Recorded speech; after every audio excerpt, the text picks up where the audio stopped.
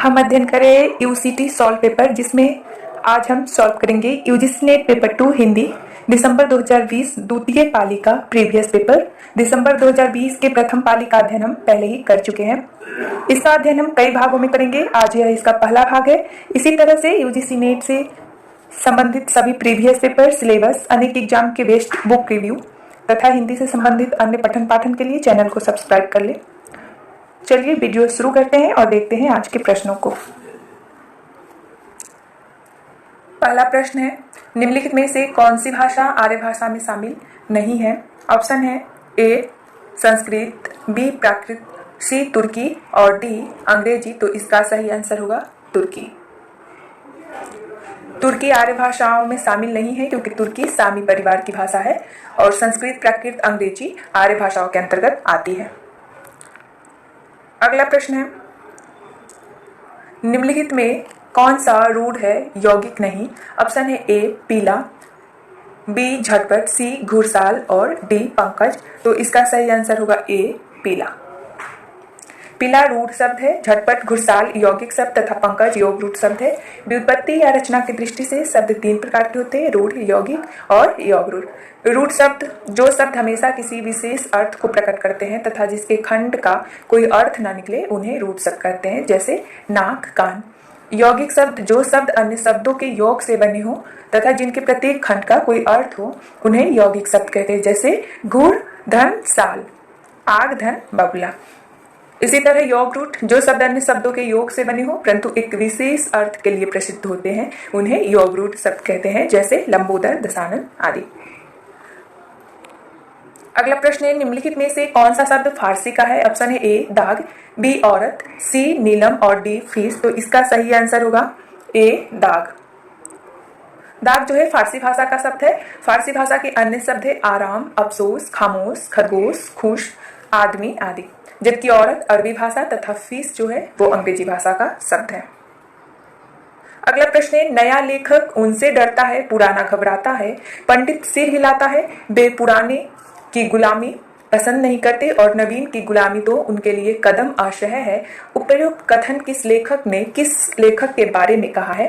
Option है ए आचार्य रामचंद्र शुक्ल ने महावीर प्रसाद द्विवेदी के लिए, बी आचार्य महावीर प्रसाद द्विवेदी ने भारतेंदु हरिश्चंद्र के लिए, सी आचार्य नंद दुलारे वाजपेयी ने आचार्य हजारी प्रसाद द्विवेदी के लिए और डी आचार्य हजारी प्रसाद द्विवेदी ने आचार्य रामचंद्र शुक्ल के लिए। तो इसका सही आंसर होगा डी। ये कथन हजारी प्रसाद द्विवेदी ने शुक्ल के लिए कहा है। अगला प्रश्न है, रामचंद्र शुक्ल के अनुसार निम्नलिखित में कौन सा पंचविडाल में शामिल नहीं है? ऑप्शन है ए आलस्य, बी हिंसा, सी चिकित्सा और डी अहंकार। तो इसका सही आंसर होगा डी अहंकार। आचार्य रामचंद्र शुक्ल के अनुसार अहंकार पंचविडाल में शामिल नहीं है। पंचविडाल बौद्ध शास्त्रों में निरूपित पंच प्रतिबंध है। शुक्ल जी के अनुसार पंच प्रतिबंध है आलस्य, हिंसा, चिकित्सा, काम, मोह। अगला प्रश्न है, अपभ्रंश या प्राकृताभास हिंदी के पदों का सबसे पुराना पता तांत्रिक और योगमार्गी बौद्धों की सांप्रदायिक रचना के भीतर विक्रम की 7वीं शताब्दी के अंतिम चरण में लगता है। एक कथन किस आलोचक का है? ऑप्शन है ए श्याम सुंदर दास, बी रामचंद्र शुक्ल, सी हजारी प्रसाद द्विवेदी और डी रामविलास शर्मा। तो इसका सही आंसर होगा बी रामचंद्र शुक्ल। अगला प्रश्न है, 700-800 वर्षों की संचित ज्ञान राशि सामने लगी हुई थी पर ऐसी निर्दिष्ट सारणियों की उद्भावना नहीं हुई थी जिसके अनुसार सुगमता से इस प्रभुत्व सामग्री का वर्गीकरण होता। भिन्न भिन्न शाखाओं के हजारों कवियों की केवल काल क्रम से गुथी उपयुक्त वृत्तमालाएं साहित्य के इतिहास के अध्ययन में कहाँ तक सहायता पहुंचा है?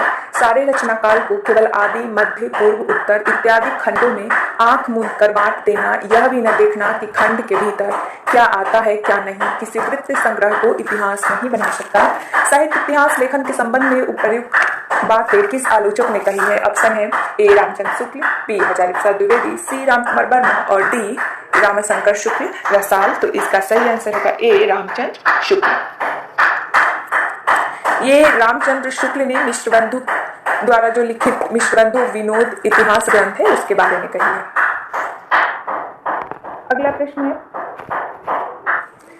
ब्रज का कृष्ण संप्रदाय हिंदी साहित्य के इतिहास का काल विभाजन और नामकरण करते हुए उपर्युक्त नामकरण निम्नलिखित में से किस साहित्य इतिहासकार ने सुझाया है? ऑप्शन है ए मिश्र बंधु, बी जॉर्ज ग्रियर्सन, सी रामचंद्र शुक्ल और डी रामकुमार रामकुमार वर्मा होगा, यहाँ पे शर्मा लिखा है।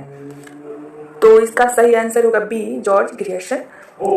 ब्रज का कृष्ण संप्रदाय हिंदी साहित्य का काल विभाजन और नामकरण करते हुए उपर्युक्त नामकरण जॉर्ज ग्रियर्सन ने सुझाया है। जॉर्ज ग्रियर्सन का काल विभाजन तथा नामकरण निम्न प्रकार से है। चारण काल 700 से 1300 ईस्वी, 15वीं शताब्दी का धार्मिक पुनर्जागरण, जायसी की प्रेम कविता और ब्रज का कृष्ण संप्रदाय, ये दोनों जो काल नामकरण है ये बहुत बार पूछा है, तो ध्यान में रखिएगा।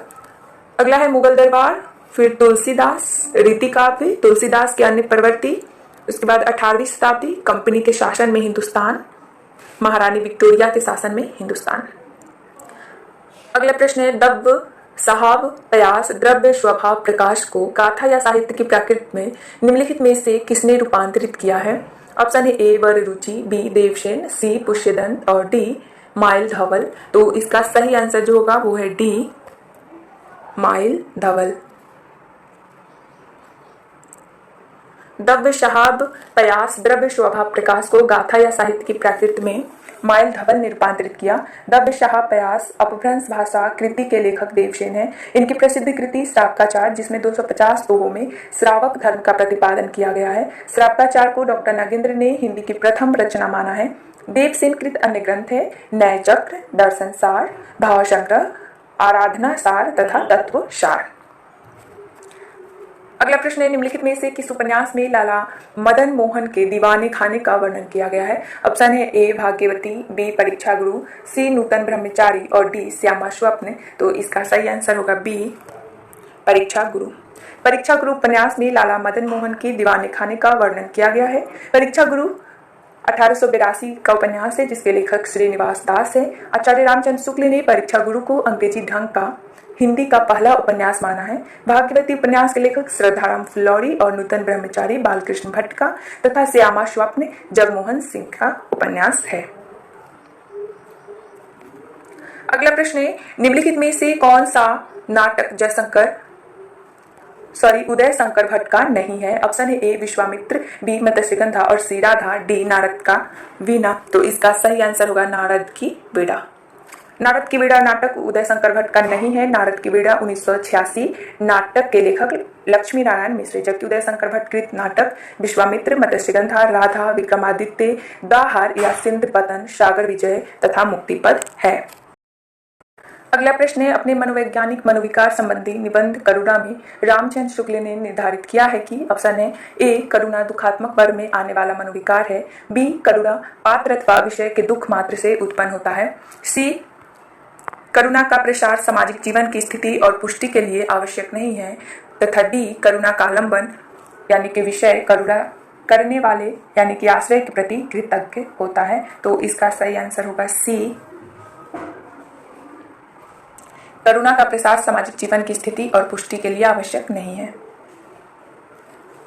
अगला प्रश्न है निम्नलिखित में से किस उपन्यास में बाल वया संधि और किशोर मन के मनोवैज्ञानिक अंकन का प्रयास किया गया है? ऑप्शन है ए शेखर एक जीवनी, बी त्यागपत्र, सी पर्दे की रानी और डी जयवर्धन। तो इसका सही आंसर होगा ए शेखर एक जीवनी। शेखर एक जीवनी 1940 से 44 उपन्यास में बाल वया संधि और किशोर मन के मनोवैज्ञानिक अंकन का प्रयास किया गया है। शेखर एक जीवनी उपन्यास के लेखक सच्चिदानंद हीरानंद वात्स्यायन अज्ञेय है। यह मनोविश्लेषणात्मक उपन्यास है। इसके प्रमुख पात्र शेखर तथा शशि हैं। त्यागपत्र जयवर्धन जैनेन्द्र कृत तथा पर्दे की रानी ईलाचंद्र जोशी कृत उपन्यास है। अगला प्रश्न है मैलांचल उपन्यास के पात्र नहीं है। ऑप्शन है ए प्रशांत और कालीचरण, बी श्रीधर और सरस्वती, सी कमली और सुमरित दास, डी हरगौरी सिंह और मंगला देवी। तो इसका सही आंसर है बी श्रीधर और सरस्वती। मैलांचल उपन्यास के पात्र श्रीधर और सरस्वती नहीं है, जबकि प्रशांत, कालीचरण, कमली, सुमरित दास, हरगौरी सिंह तथा मंगला देवी मैलांचल उपन्यास के प्रमुख पात्र हैं। मैलांचल 1954 में प्रकाशित फणेश्वर नाथ रेणु की उपन्यास आंचलिक उपन्यास है। श्रीधर और सरस्वती पात्र यह पथ बंधुआ उपन्यास के पात्र है जिसके लेखक नरेश मेहता है।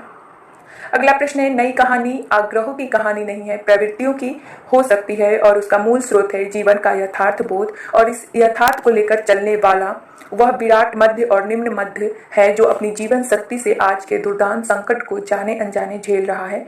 उपर्युक्त कथन किस लेखक ने नई कहानी के संदर्भ में कहा है? ऑप्शन है ए भीष्म साहनी, बी शिव प्रसाद सिंह, सी राजेंद्र यादव और डी कमलेश्वर। तो इसका सही आंसर होगा डी कमलेश्वर।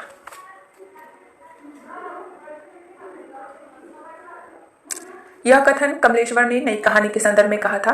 भैरव प्रसाद गुप्त की नई कहानी पत्रिका से नई कहानी का प्रारंभ 1956 ईस्वी में माना जाता है। राजेंद्र यादव, मोहन राकेश और कमलेश्वर नई कहानी के प्रवर्तक माने जाते हैं। अगला प्रश्न है, शक्ति कवित्व बीज रूप संस्कार विशेष, अर्थात कवित्व निर्माण के बीज रूप विशिष्ट संस्कार को शक्ति कहते हैं। प्रतिभा के विषय में उक्त उद्धरण किस आलोचक का है? ऑप्शन है ए आचार्य कुंतक, बी पंडित राज जगन्नाथ, सी आचार्य मम्मट और डी आचार्य दंडी। तो इसका सही आंसर है सी आचार्य मम्मट। अगला प्रश्न है, निम्नलिखित में से किस आचार्य ने रसों की संख्या 8 मानी है? ऑप्शन है ए दंडी, बी धनंजय, सी रुद्रट और डी अभिनव गुप्त। तो इसका सही आंसर है ए दंडी।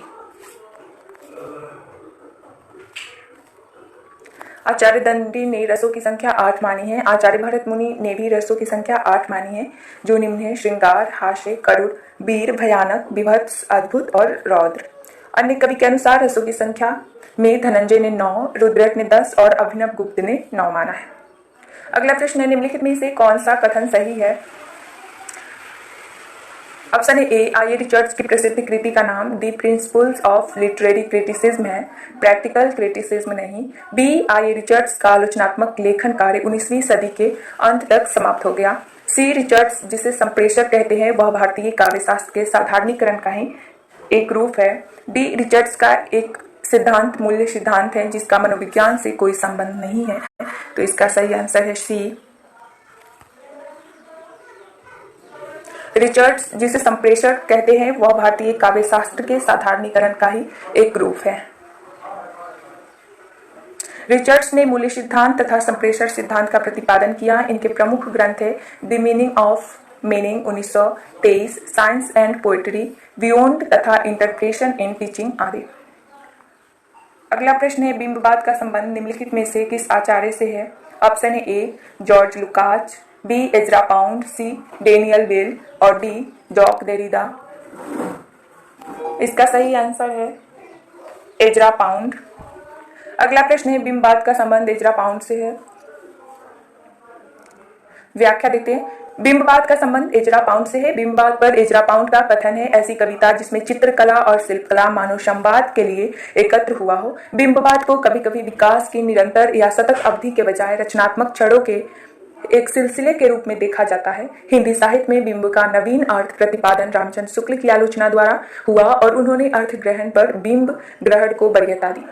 अगला प्रश्न है, आदिवासी विमर्श की मूल स्थापना नहीं है। ऑप्शन है ए सांस्कृतिक पहचान के लिए संघर्ष, बी जनजातियों के विस्थापन का त्रास, सी सत्ता के प्रति मोह और डी जल जंगल जमीन पर अधिकार। तो इसका सही आंसर है सी सत्ता के प्रति मोह। सत्ता के प्रति मोह आदिवासी विमर्श की मूल स्थापना नहीं है। आदिवासी विमर्श की मूल स्थापना इस प्रकार है: सांस्कृतिक पहचान के लिए संघर्ष, जनजातियों के विस्थापन का त्रास, जल जंगल जमीन पर अधिकार। आदिवासी विमर्श 20वीं सदी के अंतिम दशक में शुरू हुआ। यह अस्मितामूलक विमर्श है। इसके केंद्र में आदिवासियों की जल जंगल और जीवन की चिंताएं हैं। आदिवासी विमर्श आदिवासी अस्मिता की पहचान, उसके अस्तित्व संबंधी संकट और उसके खिलाफ जारी प्रतिरोध का साहित्य है। अगला प्रश्न है, हमारे समाज के पुरुष के विवेकहीन जीवन का चित्र देखना हो तो विवाह के समय गुलाब सी खिली हुई स्वास्थ्य बालिका को 5 वर्ष बाद देख लीजिए। उस समय असमय प्रौढ़ हुई दुर्बल संतान की रोगरी पीली माता में कौन सी व्यवस्था, कौन सी रुला देने वाली करुणा ना मिले। उपयुक्त कथन किस लेखिका का है? ऑप्शन है ए रमणिका गुप्ता, बी मन्नू भंडारी, सी प्रभा खेतान और डी महादेवी वर्मा। तो इसका सही आंसर है डी महादेवी वर्मा। ये पंक्ति महादेवी वर्मा के श्रृंखला की कड़ियां से लिया गया है। महादेवी वर्मा का अन्य रचनाएं हैं निहार, रश्मि, निर्जा, सांध्य गीत, दीपशिखा, सप्तपर्णा, प्रथमायाम, अग्निरेखा आदि। अगला प्रश्न है, स्त्री विमर्श की मूल स्थापना नहीं है। सतीत्व ही स्त्रीत्व है। बी, स्त्री के स्वतंत्र व्यक्तित्व की स्वीकारता। सी, सामाजिक वर्जनाओं से मुक्ति। और डी, परिवार संस्था का जनतांत्रिकरण। इसका सही आंसर है ए, सतीत्व ही स्त्रीत्व है। सतीत्व ही स्त्रीत्व है। स्त्री विमर्श की मूल स्थापना नहीं है। स्त्री विमर्श की मूल स्थापना इस प्रकार है, स्त्री के स्वतंत्र व्यक्तित्व की स्वीकारता, सामाजिक वर्जनाओं से मुक्ति, परिवार संस्था का जनतांत्रिकरण। स्त्री विमर्श उस साहित्यिक आंदोलन को कहा जाता है जिसमें स्त्री अस्मिता को केंद्र में रखकर संगठित रूप से स्त्री साहित्य की रचना की गई। स्त्री विमर्श को अंग्रेजी में फेमिनिज्म कहा गया है। शुरुआत में हिंदी में इसके लिए नारीवाद या मातृसत्तात्मक शब्द प्रचलन में रहा है। अगला प्रश्न है, मार्क्सवादी दर्शन के किस पक्ष से डॉक्टर भीमराव अंबेडकर की असहमति थी? ऑप्शन है ए, श्रम की गरिमा। बी, वर्ग विहीन समाज की स्थापना। सी, शोषण विहीन समाज की रचना। और डी, क्रांति में हिंसा का प्रयोग। तो इसका सही आंसर है डी, क्रांति में हिंसा का प्रयोग। मार्क्सवादी दर्शन के क्रांति में हिंसा का प्रयोग से डॉक्टर भीमराव अंबेडकर की असहमति थी। अन्य मार्क्सवादी पक्ष श्रम की गरिमा, वर्ग विहीन समाज की स्थापना, शोषण विहीन समाज की रचना में अंबेडकर। अगला प्रश्न है, खरी बोली में इतना बड़ा काव्य अभी तक नहीं निकला है। बड़ी भारी विशेषता इस काव्य की यह है कि यह सारा संस्कृत के वर्णवृत्तों में है, जिसमें अधिक परिणाम में रचना करना कठिन काम है। आचार्य रामचंद्र शुक्ल ने यह मत किस ग्रंथ के लिए प्रकट किया है? ऑप्शन है ए, साकेत। बी, शांति अट्टन। सी, कामायनी। और डी, प्रिय प्रवास। तो इसका सही आंसर है डी, प्रिय प्रवास। आचार्य रामचंद्र शुक्ल ने यह मत प्रिय प्रवास के लिए प्रकट किया है। प्रिय प्रवास के लेखक अयोध्या सिंह उपाध्याय हरिऔध है। प्रिय प्रवास के संबंध में हरिऔध जी ने कहा है, मैंने श्री कृष्ण को इस ग्रंथ में एक महापुरुष की भांति अंकित किया है, ब्रह्म के रूप में नहीं। कृष्ण के चरित्र की तरह प्रिय प्रवास की राधा के चरित्र में नवीनता है, उसमें विरह की विकलता नहीं है, व्यथा की गंभीरता है। अगला और आज का अंतिम प्रश्न है, निम्नलिखित में से कौन सी कृति मुक्तिबोध की नहीं है? ऑप्शन ए, चांद का मुंह टेढ़ा है। बी, शुद्ध कविता की खोज। डी, सी, काट का सपना। और डी, कामायनी एक पुनर्विचार। तो इसका सही आंसर बी, शुद्ध कविता की खोज। यह मुक्तिबोध का नहीं, रामधारी सिंह दिनकर की रचना है। दिनकर की अन्य रचनाएं इस प्रकार है, काव्य की भूमिका, पंत प्रसाद और मैथिली शरणगुप्त, चांद का मुंह टेढ़ा है, काट का सपना, कामायनी एक पुनर्विचार मुक्तिबोध की है। तो आज के लिए इतना ही। वीडियो उपयोग लगा हो तो लाइक जरूर करें, चैनल पे नए हैं तो सब्सक्राइब कर लें।